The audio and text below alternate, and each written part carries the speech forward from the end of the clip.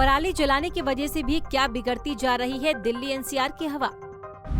पराली प्रबंधन के विषय में बात करने के लिए पंजाब सरकार ने क्यों साध रखी है चुप्पी।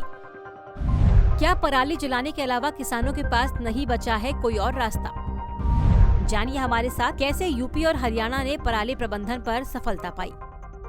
एक तरफ दिल्ली में बढ़ता प्रदूषण लोगों के लिए जी का जंजाल बना हुआ है, तो वहीं दूसरी तरफ पंजाब में पराली जलाने के मामले भी कम होने का नाम नहीं ले रहे। पंजाब में हर साल की तरह इस बार भी पराली जलाने में किसी तरह की कोई कमी नहीं देखी जा रही। पराली जलाने से पंजाब में भी AQI लेवल गिरता जा रहा है। साथ ही इसका असर आस पड़ोस के राज्यों पर भी दिखने लगा है। पराली जलाने के बारे में किसानों से बात करो तो वो इसका जिम्मेदार सरकार को बताते हैं, क्योंकि सरकार ने किसानों के पास पराली जलाने के अलावा और कोई रास्ता नहीं छोड़ रखा। हर साल पराली जलाने के मामले में पंजाब की पूरे देश में काफी ज्यादा फजीहत होती है, लेकिन सरकार है कि इसका कोई और रास्ता किसानों को अब तक उपलब्ध नहीं करा सकी।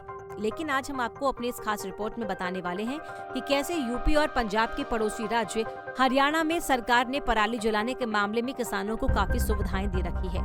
यही कारण है कि इन दोनों राज्यों में पराली जलाने के मामले में पिछले कई सालों के दौरान काफी ज्यादा कमी देखी गई है। पंजाब में किसानों को पराली जलाते देख ये सवाल तो बनता है कि क्या इससे पहले पराली नहीं हुआ करती थी। पहले तो देश की आधी से ज्यादा आबादी कृषि पर निर्भर थी, तो इस कारण उपज भी ज्यादा हुआ करती थी। लेकिन आज पराली प्रबंधन पर सरकार काम नहीं कर रही है। इससे निपटने का सरकार कोई समाधान क्यों नहीं निकाल रही है।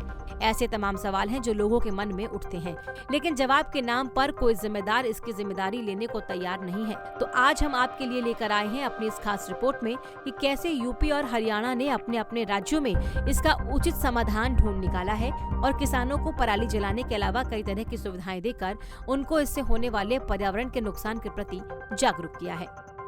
यूपी और हरियाणा ने ऐसी पाई सफलता। पराली प्रबंधन के बारे में पंजाब और बाकी राज्यों को यूपी हरियाणा से सीखने की जरूरत है। इन दोनों राज्यों में पराली जलाने की घटनाओं में 50% तक कमी देखी गई है। अकेले यूपी में ही 2017 से 2021 के दौरान पराली जलाने के मामलों में करीब 52% तक कमी दर्ज की गई है।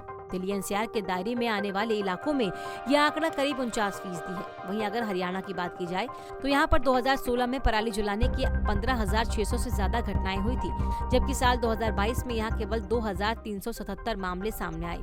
पंजाब के मुकाबले हरियाणा में पराली जलाने के मामले 10% से कम है।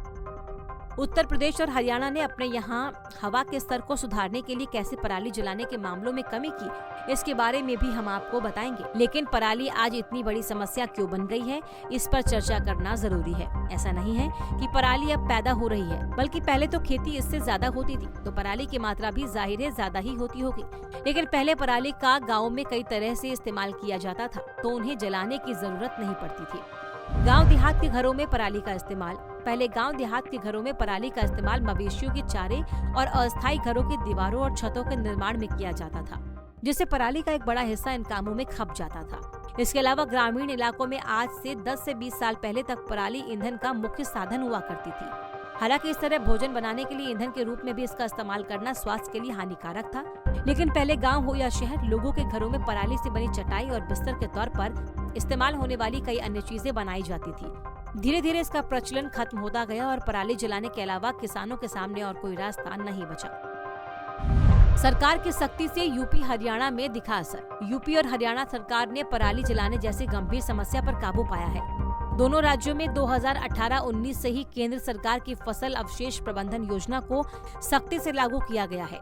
केंद्र सरकार पंजाब, हरियाणा, यूपी और दिल्ली को फसल अवशेष प्रबंधन योजना के तहत आर्थिक मदद मुहैया कराती है। फसल काटकर खेतों में ही उसका निस्तारण करने के लिए 14 अलग अलग मशीनें खरीदने पर राज्य सरकार किसानों को 50% तक सब्सिडी देती है। जो किसान इन मशीनों को खरीदने में सक्षम नहीं होते, उन्हें ये किराए पर भी दी जाती है। योजना के तहत कृषि उत्पादक संगठनों, सहकारी समितियों, गन्ना समितियों और पंचायतों में फार्म मशीनरी बैंक बनाए गए हैं, जो किसानों को ये मशीनें किराए पर मुहैया कराती है। यूपी में 2022-23 के लिए अब तक 6,000 से ज्यादा किसानों और 1100 फार्म मशीनरी बैंकों के लिए आवेदन आ चुके हैं।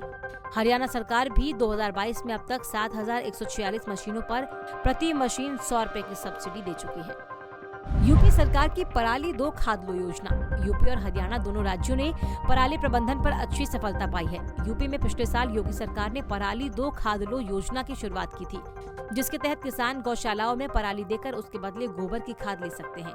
किसानों ने इसका फायदा उठाया और 5000 टन पराली गौशालाओं में देकर बदले में खाद ली। इसी तरह हरियाणा सरकार किसानों से न्यूनतम समर्थन मूल्य पर पराली खरीदने की योजना बना रही है। हरियाणा के पानीपत में स्थित इंडियन ऑयल के इथेनॉल प्लांट में पराली देने पर किसानों को प्रति एकड़ 2000 रुपए दिए जा रहे हैं। फिलहाल हरियाणा और यूपी में सख्ती से नियमों के लागू होने और पराली जलाने पर किसानों से जुर्माना वसूलने की आदत ने भी किसानों को पराली जलाने के लिए रोक रखा है। यूपी में अलग अलग आकार के खेतों में पराली जलाने पर जुर्माने की राशि भी अलग अलग तय की गई है। जुर्माने से बचने के लिए किसान यहाँ पराली जलाने से परहेज करते हैं। इसी तरह हरियाणा राज्य में भी कई तरह की योजनाओं के अलावा पराली जलाने पर सरकार की सख्ती कारगर साबित हुई है। पंजाब केसरी टीम। हमसे जुड़े रहने के लिए हमारे YouTube चैनल को सब्सक्राइब करें और नई वीडियो की नोटिफिकेशन के लिए बेल आइकॉन को दबाएं।